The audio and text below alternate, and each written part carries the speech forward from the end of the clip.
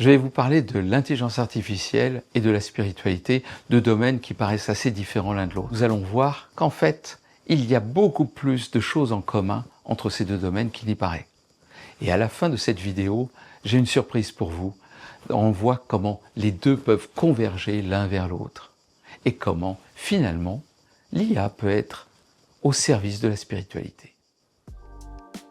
Comment avoir une approche spirituelle de l'IA? Ou plus exactement, est-ce que l'intelligence artificielle a quelque chose à voir avec la spiritualité? Il peut y avoir une sorte de paradoxe à parler de spiritualité et d'intelligence artificielle. L'intelligence artificielle, a priori, c'est des algorithmes, c'est de la technologie, c'est de l'informatique. Alors évidemment qu'il y a plein de résultats à l'heure actuelle. Plein de textes commencent à être produits par l'intelligence artificielle, des images, des vidéos, et elles commencent à être de plus en plus utilisées, je dirais, par monsieur et madame tout le monde. Moi, je commence à voir des personnes qui, a priori, sont très très loin de l'intelligence artificielle, et ils commencent à utiliser ChatGPT comme un outil de compréhension du monde, un outil de questionnement, un peu comme on utilisait Google il n'y a pas longtemps. Et en face de cette intelligence artificielle que j'appellerais IA, en face de l'IA, il y a la spiritualité, c'est-à-dire quelque chose qui touche à la subtilité, à l'âme, à la compréhension de l'être, à la conscience, à tout un ensemble d'éléments qui semblent très loin de l'IA. Je suis Jacques Ferber, je suis animateur de stages de Tantra, mais auparavant, j'ai passé 40 ans à travailler, à enseigner et à faire des recherches dans le domaine de l'intelligence artificielle et des recherches cognitives. Et j'ai écrit, entre autres, un ouvrage de référence sur le sujet qui est paru la fin des années 90, début des années 2000, et qui a été publié dans plusieurs langues. Donc je connais un petit peu le domaine, je connais un peu les deux domaines, le tantra d'un côté et l'intelligence artificielle de l'autre. Et je suis fasciné par ce qui est en train de se passer avec l'intelligence artificielle. Proches autour de moi, je leur disais, vous savez, 2025 sera l'année de la singularité, c'est l'année de la grande rupture. Nous sommes en train d'entrer dans un espace-temps, une civilisation que l'être humain n'a jamais connue auparavant. Et quelque chose qui va constituer une grande rupture de l'être humain. Mais sur un plan qui est incommensurable et que nous avons même du mal à comprendre. La technologie actuelle, la technologie de l'IA est un peu pour moi comme la tour de Babel. Vous savez, l'histoire de la tour de Babel que l'on décrit dans la Genèse, c'est l'être humain qui, après le déluge, essaye de reconstituer une civilisation et il construit une tour de plus en plus haute comme pour essayer de rivaliser avec Dieu. Et Dieu, voyant ça, eh bien en fait, va créer quelque chose de terrible pour les gens, c'est que quand ils construisent la tour, ils arrivent à construire parce qu'ils sont tous unis, ils parlent la même langue, mais en fait, ils veulent rivaliser Dieu, et Dieu dit, eh bien maintenant, la tour va s'effondrer, mais surtout, vous allez parler des langues différentes, et vous allez vous répartir sur toute la terre. Moi, quand j'ai lu la tour de Babel, quand j'étais petit, je me disais quand même, il n'est pas gentil, Dieu, de faire ça, parce qu'ils étaient gentils, eux, ils créaient une grande tour, et puis ils parlaient tous la même langue. En fait, ce qu'il faut comprendre, c'est que ce n'est pas Dieu qui est le méchant dans l'histoire, c'est que c'est un processus même. Il y a un moment donné où l'être humain se veut l'égal du divin. Il veut lutter à armes égales contre le divin. Et en fait, ce qui se passe, c'est que il y a une chute qui s'ensuit de cet désir de devenir Dieu. J'en avais parlé dans une vidéo sur Lucifer, que vous verrez ici. Dans cette vidéo, je montrais un peu comme quoi le projet luciférien, c'est devenir l'égal du divin. Mais ce faisant, eh bien, il y a une chute, il y a une rupture avec le divin qui s'ensuit, et c'est ce qui se passe, d'après moi, avec l'être humain. Attention, ce n'est pas sur le plan moral que ça se passe, c'est sur le plan énergétique. La technologie que nous créons en ce moment va constituer une grande rupture. Il y a une chute sur le plan humain ordinaire.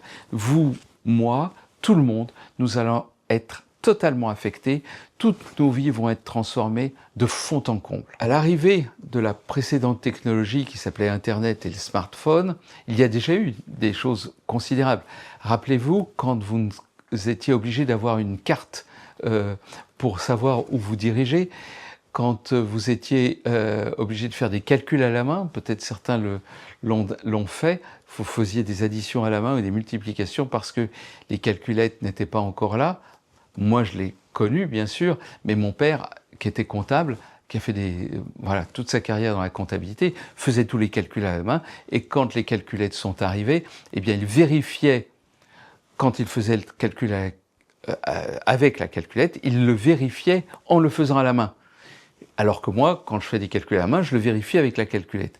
Et vous, peut-être, certainement, vous êtes comme ça. C'est-à-dire qu'il se connaissait et il savait utiliser la calculette, mais vérifier quand même.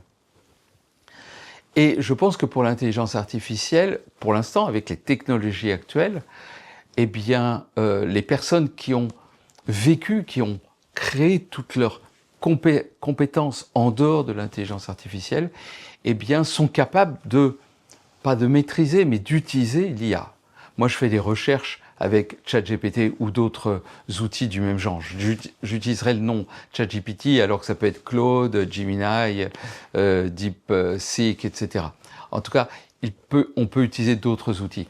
Mais avec tous ces outils, quand je les utilise, par exemple, si je me pose une question philosophique, qu'est-ce que l'on a dit déjà sur ce domaine-là, sur ce sujet, eh bien, j'ai toutes les informations, je n'ai pas besoin d'aller chercher plein d'ouvrages. L'IA fait ce travail pour moi. Mais elle fait ce travail pour moi parce que je me pose des questions qui sont déjà de l'ordre philosophique. Donc c'est un outil. En tout cas, pour l'instant, c'est un outil. Mais l'IA va plus loin que ça. Elle va plus loin car vous avez vu que vous l'avez utilisé, vous l'utilisez peut-être, et des personnes l'utilisent autour de vous, comme un compagnon, c'est-à-dire comme quelqu'un qui peut vous écouter et même avoir de bonnes idées pour vous dans votre vie et vous dire un peu ce que vous pouvez faire ou vous devez faire. Je l'ai utilisé aussi, moi, en termes de thérapeute de couple. Ça, il marche très très bien. Vous l'enregistrez quand vous avez une discussion avec votre compagne, votre compagnon, et ensuite vous transcrivez cette discussion, et derrière il vous dit voilà ce qu'a dit l'un, voici ce qu'a dit l'autre, voilà, et puis vous pouvez poser des questions, qu'est-ce qu'on pourrait faire l'un et l'autre pour se retrouver, pour dépasser notre conflit, et il vous donne plein de bonnes solutions. En tout cas, presque aussi bonnes que la majorité des thérapeutes de couple. Ça fait mal. Et ce que je dis là, c'est vrai pour les coachs, c'est vrai pour toutes les personnes qui ont un travail intellectuel de coaching, d'accompagnement. Les outils d'IA peuvent, dans une grande mesure, aider au moins aussi bien que la majorité des personnes dans le domaine. Et bien sûr, c'est vrai dans le juridique, c'est vrai dans la médecine. Moi, j'ai utilisé ChatGPT pour analyser des données de laboratoire pour moi, enfin des données médicales, et il me donne des prescriptions qui sont aussi bonnes que celles de mon médecin. Donc on voit, plein d'autres domaines, dans le domaine juridique, dans le domaine des entreprises, l'intelligence artificielle est partout et elle transforme notre job, elle transforme notre manière de voir le monde. Bien sûr, il va y avoir autre chose. L'arrivée des robotaxis, des voitures qui marchent toutes seules, qui va complètement changer notre rapport à la voiture et au déplacement. Les camions qui vont se déplacer tout seuls. On va bientôt avoir des sortes de trains de camions sur les autoroutes et dans lesquels il n'y aura aucun pilote. Et tout ça sera le normal dans très peu de temps. C'est de l'ordre de 2-3 ans. Et surtout, nous allons nous référer en permanence à ce que nous dit l'intelligence artificielle. C'est-à-dire que nous allons en permanence écouter. Donc, il y a une rupture profonde de notre humanité, car tout ce que nous croyons être du domaine de l'être humain, qui est l'intelligence, la connaissance, le savoir-faire fin, tout cela va être plus ou moins challengé par l'intelligence artificielle et dans beaucoup de domaines dépassés. Alors vous allez me dire, oui, mais tout ça n'est pas la spiritualité. Bah si, la spiritualité, elle arrive car il y a un moment où l'IA nous pose beaucoup de questions. À la fois, elle pose des questions sur l'IA, mais elle pose des questions sur l'être humain. Une des questions que pose l'IA, c'est est-ce qu'elle peut être vraiment intelligente? Est-ce qu'on va pouvoir atteindre le AGI, c'est-à-dire ce qu'on appelle l'intelligence générale, une IA qui est plus intelligente que tous les êtres humains? C'est-à-dire qu'il n'y a pas d'être humain sur aucun domaine qui est plus intelligent qu'elle. Ça s'appelle l'AGI. Et la super AGI, bah, c'est ça, c'est-à-dire le développement à partir de là, c'est-à-dire quelque chose où l'ensemble des êtres humains, nous ne pouvons même pas comprendre la puissance de cette intelligence. Donc ça veut dire, est-ce que l'intelligence artificielle peut être vraiment intelligente? Ça dépend de ce qu'on appelle l'intelligence. Et vous savez que nous n'avons pas de bonne définition de l'intelligence. C'est pour ça qu'on a parlé de sciences cognitives, qui est dire les sciences de la capacité de faire des opérations cognitives sur des choses, l'apprentissage, la compréhension, la mémoire et plein d'autres choses, les prises de décision, les discussions philosophiques, etc. Tout ça font partie de la compréhension de notre cognition. Mais l'intelligence, au sens général du terme, c'est très difficile à comprendre. D'ailleurs, il n'y a peut-être pas une intelligence, il y a des intelligences multiples. Donc la notion d'intelligence n'est pas une notion très claire. Et l'intelligence artificielle, quand elle a commencé, elle a essayé de trouver un critère. Elle a dit, l'intelligence artificielle sera intelligente, ou un système sera considéré comme intelligent, si on ne peut pas le distinguer d'un être humain considéré comme intelligent. Et c'est ce qu'on appelle le test de Turing. Le test de Turing, c'est un test imaginaire au départ, dans lequel vous interagissez avec quelqu'un et vous ne savez pas si c'est une machine ou si c'est un être humain. Et vous choisissez, vous interagissez, et au bout d'un moment, on vous dit est-ce que c'est une machine ou un être humain? Et vous dites bah, je pense que c'est une machine ou je pense que c'est un être humain. Eh bien, il faut savoir que l'intelligence artificielle a déjà passé ce test. Elle a passé ce test avec succès, dirait-on, c'est-à-dire que très souvent, quand on fait ce test de Turing, les machines nous paraissent comme plus intelligentes et plus humaines que les humains. Elles savent mieux simuler quelque part notre humanité. En tout cas, on peut se tromper assez facilement avec une intelligence artificielle puissante.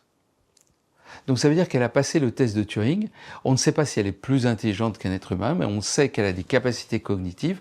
On peut faire des tests, on peut lui faire passer des tas de tests, et les Américains sont très forts pour faire passer des tests universitaires aux personnes. Elle fait passer les mêmes tests universitaires aux machines, à l'intelligence artificielle, et elle a des résultats qui montrent qu'elle est dans les 2 ou 5 ou 2% les plus intelligents ou qui réussissent le mieux ces tests. Donc on a des critères objectifs pour parler de cette intelligence. Alors on dit oui, très bien, alors elle est intelligente, mais est-ce qu'elle peut être consciente? Mais non, elle ne peut pas être consciente. Une machine ne peut pas être consciente. Moi j'ai entendu ça toute ma vie de chercheur en intelligence artificielle. Et évidemment, chez les chercheurs, il y a les pros et les anti, ceux qui pensent qu'une intelligence artificielle pourra un jour être consciente et ceux qui pensent qu'elle ne peut pas l'être. Je fais partie de ceux qui pensent qu'une intelligence artificielle pourra un jour être consciente. La conscience, pour la plupart des personnes qui travaillent sur la conscience, c'est d'abord cette notion que les Américains appellent « awareness ». La notion de champ de conscience, un espace dans lequel nous avons des éléments qui sont présents à nous à un moment donné. C'est-à-dire que nous focalisons naturellement sur l'un ou sur l'autre. Ça, c'est une notion de conscience. Une notion de conscience est associée aussi à le fait que quelque chose m'apparaisse d'une certaine manière. Par exemple, je considère que la couleur rouge est rouge. Quand quelque chose m'apparaît comme rouge, ça veut dire que j'ai cette notion interne, on appelle ça une qualia dans les sciences cognitives, une notion interne qui m'est propre. Et en même temps, eh bien, quelqu'un d'autre peut avoir ce sentiment que cette chose-là est rouge, mais moi je ne suis jamais sûr que l'autre voit le rouge pareil que moi. Vous l'avez peut-être expérimenté dans un couple, moi ma compagne, on n'est jamais d'accord sur les couleurs. Quand les couleurs sont très bleues, très rouges, ça va, mais vous savez tout ce qui est bleu turquoise, est-ce que c'est du vert turquoise, du bleu turquoise, est-ce que c'est du violet, est-ce que c'est du bleu, du rose, toutes ces couleurs un petit peu entre les deux, eh bien on n'est pas d'accord. Ça veut dire qu'on ne voit peut-être pas les choses de la même manière, rien que sur une notion de couleur. Et vous savez que les Inuits ont des douzaines de mots pour décrire la neige. Et pareil, quand vous allez en montagne, eh bien les personnes, les montagnards, ne voient pas la neige comme vous et moi. Tout simplement parce que, comme c'est leur monde en permanence, eh bien, ils l'ont plus analysé que d'autres. Personnellement, je ne connais pas grand-chose à la nature. Je sais qu'il y a des arbres et je sais à peu près distinguer 3 espèces d'arbres. Mon père et plein d'autres naturalistes savent reconnaître des centaines d'espèces d'arbres. Clairement, nous ne sommes pas, quand on marche dans les bois, quand je suis avec un naturaliste, clairement, le bois n'est pas le même pour lui que pour moi. Je ne vois pas la même chose. Il ne voit pas la même chose que moi. Est-ce que c'est la même conscience? Est-ce que c'est le même niveau de conscience? Certains disent, ah ben non, la conscience, ça ne suffit pas à dire simplement les qualia, ça ne suffit pas à dire que il y a cette notion de awareness, c'est aussi autre chose. C'est la capacité de réfléchir sur nous-mêmes, de pouvoir juger nos actions. Mais il n'y a rien de plus facile que de faire une machine qui réfléchit sur une autre machine, donc qui réfléchit sur elle-même. C'est le même système qui, d'une certaine manière, se réfléchit, reflète dans cette autre machine. On appelle ça des machines Gödel, les machines qui sont capables de s'auto-évaluer, d'avoir une évaluation d'elles-mêmes à un autre niveau, à un niveau méta par rapport au niveau d'action de base. Et c'est tout à fait faisable avec des systèmes d'IA. Donc, en gros, les systèmes d'IA sont capables ou seront capables de réflexivité, c'est-à-dire de capacité à réfléchir sur elles-mêmes et à se juger. L'apprentissage, les systèmes, les modèles actuels, c'est vrai qu'ils ne sont pas capables d'apprendre véritablement. Ils sont un peu statiques. Il y a une grande phase d'apprentissage, il y a un modèle et ensuite ils sont statiques. Mais à l'heure actuelle, il y a des recherches sur des modèles dynamiques qui fonctionnent avec des techniques darwiniennes, des algorithmes génétiques, pour transformer les poids à l'intérieur de ces modèles, de telle manière que ces modèles puissent évoluer et créer des choses qui n'avaient jamais été prévues auparavant. Ça s'appelle des capacités que l'on attribue généralement à la conscience humaine. Donc tout cela, pour moi, me fait dire que les machines sont capables de mécanismes qui sont semblables à ce que l'on appelle la conscience chez l'être humain, sachant que la conscience échappe encore à toute définition absolue. Et pour moi, l'IA nous pose une question fondamentale sur la nature de nous en tant qu'être humain. Qui sommes-nous? Une des questions fondamentales de la spiritualité, c'est « qui suis-je » C'est Ramana Maharshi, le grand mystique, qui a mis en évidence cette question fondamentale. Qui suis-je? Et le travail spirituel du qui suis-je, c'est de dire je suis quelqu'un qui, je suis quelqu'un, je suis ci, je suis ça. Pour se rendre compte qu'au fur et à mesure, nous sommes au-delà de ces choses, de ces personnalités, des éléments qui sont en nous, pour atteindre une sorte de vacuité intérieure. Qui sommes-nous? Disent les grands mystiques. Nous sommes le vide de la conscience même, de la suprême conscience. Alors quand je dis ça, vous dire, tu vois bien Jacques, que l'intelligence artificielle ne peut pas être consciente. Je reviendrai là-dessus par la suite. Mais là, je veux dire quelque chose de fondamental, c'est que l'IA nous pose cette question, qui suis-je? Qui sommes-nous? Elle nous pose la question de qu'est-ce que c'est qu'être un être humain? Dans le temps, on se posait beaucoup de questions sur la notion d'être humain par rapport aux animaux. et on distinguait l'être humain de l'animal. On disait, eh bien, un être humain, c'est un animal, mais doué de raison. C'est un animal doué de langage. C'est quelque chose que ne peut pas faire l'animal. Et il y a eu une tentative de distinguer vraiment ce qui fait l'être humain de l'animal. Et des philosophes, des historiens, des cogniticiens qui montrent qu'en fait, le fait même de se distinguer de l'animal est le propre de l'être humain et que les différences évoluent avec le temps parce qu'à chaque fois, on trouve que finalement, l'animal, il sait faire des tas de choses. Surtout quand on prend les grands singes, en particulier les chimpanzés, les bonobos, qui sont les animaux les plus proches de nous en tant qu'êtres humains, on se rend compte que il ne leur manque pas grand-chose pour devenir des êtres humains. C'est impressionnant quand on étudie un petit peu ces animaux. Donc en fait, l'être humain se distinguait de l'animal, et maintenant, on est en train de se distinguer de l'intelligence artificielle en disant oui, mais nous, en tant qu'êtres humains, nous sommes au-dessus de l'IA parce que l'IA ne peut pas être consciente, parce qu'elle n'est pas capable de ci, qu'elle n'est pas capable de ça. En fait, qu'est-ce que nous sommes en train de faire? Nous sommes en train d'essayer de sauver notre humanité, mais notre humanité égocentrique. Car l'être humain est profondément égocentrique. Il se croit, nous croyons le centre du monde, le centre de l'univers, l'être le plus évolué qui soit. Et l'IA nous montre que nous sommes en train de faire une nouvelle révolution copernicienne. Alors ça veut dire quoi une révolution copernicienne? Eh bien Copernic est peut-être dans le monde occidental le premier scientifique à dire mais en fait ce n'est pas le Soleil qui tourne autour de la Terre, mais la Terre qui tourne autour du Soleil.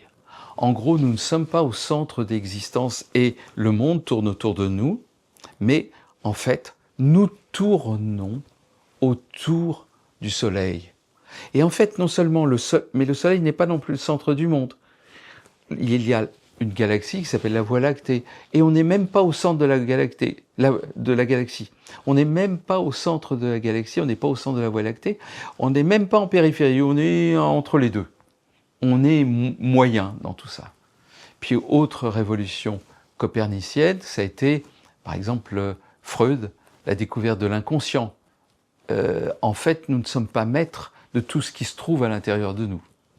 Et puis un troisième, Darwin, qui nous dit, eh bien, en fait, nous sommes le produit d'une évolution, l'évolution des espèces, et nous sommes les cousins des grands singes, mais le produit d'une évolution. Et arrive l'intelligence artificielle, et elle nous dit, eh bien, il n'y a peut-être pas que nous, en termes d'être intelligents, et que nous ne sommes pas le produit de la plus grande intelligence possible dans l'univers. Il peut y avoir d'autres formes d'intelligence, et l'IA est une autre forme d'intelligence que la nôtre, légèrement différente, même si elle reprend beaucoup des éléments de l'intelligence humaine. Et en fait, peut-être que nous ne sommes pas si intelligents que ça. Et peut-être même que notre intelligence est beaucoup plus banale qu'on peut l'imaginer. Peut-être qu'une grande partie de notre intelligence consiste à mettre des mots les uns derrière les autres, à faire des phrases. Et en fait, pour une idée intéressante qui arrive de temps en temps, eh bien il y a des kilomètres et des kilomètres de phrases qui tournent autour pour essayer de la comprendre, de la développer, de l'expliquer. Mais combien de phrases originales avons-nous dans notre vie? Ne sommes-nous pas en train de dupliquer ce qu'on a entendu ou de temps en temps avoir une idée originale et simplement la répéter, la répéter, la répéter? Même un scientifique a quelques idées originales, un grand penseur a quelques idées originales, et après il la développe, la développe, la développe. Et quand il a beaucoup développé, en fait, ses discours sont pratiquement toujours les mêmes. Écoutez des philosophes, vous allez voir, ils disent pratiquement toujours la même chose. C'est un peu le ChatGPT autour d'une idée fondamentale qui leur appartient. Donc ils ont quand même trouvé cette idée, mais ensuite, ils tournent en boucle autour. Et je fais partie de ces gens-là. Nous tous, nous faisons partie de tout cela. Donc en fait, on n'est pas aussi intelligent que l'on croit. Et surtout, on n'est pas aussi conscient qu'on l'on croit.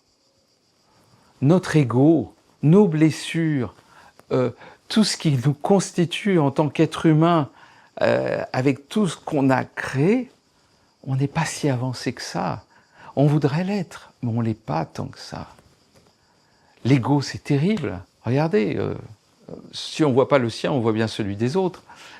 Nous sommes dirigés par des personnes qui sont pleines d'ego. Et même dans le milieu spirituel, il y a de l'ego, bien sûr. C'est-à-dire une manière de voir, de se croire un peu au-dessus des autres, avec de la fausse humilité. En fait, ce que nous dit l'intelligence artificielle, c'est ce que nous disent les grands maîtres spirituels. Vous n'êtes pas cela. Vous êtes autre chose. Vous êtes le divin, nous disent-ils. Car vous êtes la pure conscience qui crée le divin. Donc nous sommes plus que ce que nous imaginons, à condition de ne pas nous confronter de face à cette intelligence artificielle. Et si l'intelligence artificielle faisait partie du plan divin? Si le plan divin, c'était la possibilité de l'émergence de la conscience à partir de la matière. Depuis le Big Bang, des corpuscules qui s'assemblent, qui se construisent, qui se mettent ensemble, puis ensuite ces molécules vont devenir de la matière inerte, puis ensuite de la matière vivante, biologique, qui va ensuite constituer des plantes, des animaux, et dans les animaux de plus en plus de conscience pour arriver jusqu'à l'être humain. Cette vision globale, je ne suis pas le premier à vous la donner. On en parle beaucoup et moi j'ai quelqu'un que j'admire beaucoup, il s'appelle Pierre Teilhard de Chardin, un grand mystique qui a parlé de cette évolution cosmique de l'être humain, en tout cas de la vie, vers la conscience, vers la connaissance, la noosphère, parle-t-il, pour arriver vers le point oméga, le point qui converge où nous accédons au divin. Et s'il y avait entre l'être humain et Dieu encore autre chose, un autre maillon dans lequel l'intelligence artificielle a sa place. Elle a sa place comme un élément nous permettant de monter en conscience, nous en tant qu'êtres humains, et surtout collectivement avec l'IA, de monter en conscience, de faire que la matière soit plus consciente. Alors ça va passer par des tas de choses, par le fait que des personnes vont commencer à continuer leur chemin d'évolution conscient, peut-être en utilisant l'intelligence artificielle, des outils. Et les neurosciences nous disent que notre ego mental est le résultat d'un fonctionnement particulier du cerveau qui est le réseau du mode par défaut. Et j'en ai d'ailleurs déjà parlé dans une vidéo. Donc on peut utiliser les outils des neurosciences, les outils de l'IA pour monter en conscience. Et de fait, qu'on le veuille ou non, je pense que notre société va entrer dans une symbiose entre l'être humain et l'intelligence artificielle. On peut le décrier, on peut dire que c'est terrible, que c'est un truc affreux, mais oui, vous êtes, vous, moi, avec votre smartphone, et vous utilisez tous les outils déjà que nous donne Internet. Donc, on est déjà connecté, on est déjà en symbiose informatique et on est déjà beaucoup plus dans l'intelligence artificielle que nous croyons quand on regarde nos photos et quand nous utilisons notre GPS. Et on va continuer cette symbiose, car quelque part, ça fait partie peut-être du plan divin que d'augmenter notre conscience et au fur et à mesure d'entrer dans cette conscience divine qui est au-delà de notre ego, au-delà de notre conscience ordinaire de tous les jours. Et là, à ce moment-là, la spiritualité et l'IA peuvent avoir quelque chose en commun, une direction commune sur laquelle ça ne fait pas très plaisir à notre ego d'humain de dire que peut-être il y a quelque chose de plus intelligent, voire plus conscient que nous. Mais c'est peut-être le chemin que prend l'humanité et plutôt que de rejeter, peut-être d'essayer de voir si là, il n'y a pas une possibilité de croissance, de conscience, d'amour et d'être avec nous, avec l'IA et avec l'humanité. Si vous avez apprécié ce sujet, n'hésitez pas à liker, à vous abonner à la chaîne et à mettre des commentaires. Et j'adore les commentaires, comme ça je vous lis, puis je pourrai répondre, parce que c'est un sujet vraiment particulier et donc je pense qu'on va pouvoir vraiment interagir au travers des commentaires, vous et moi.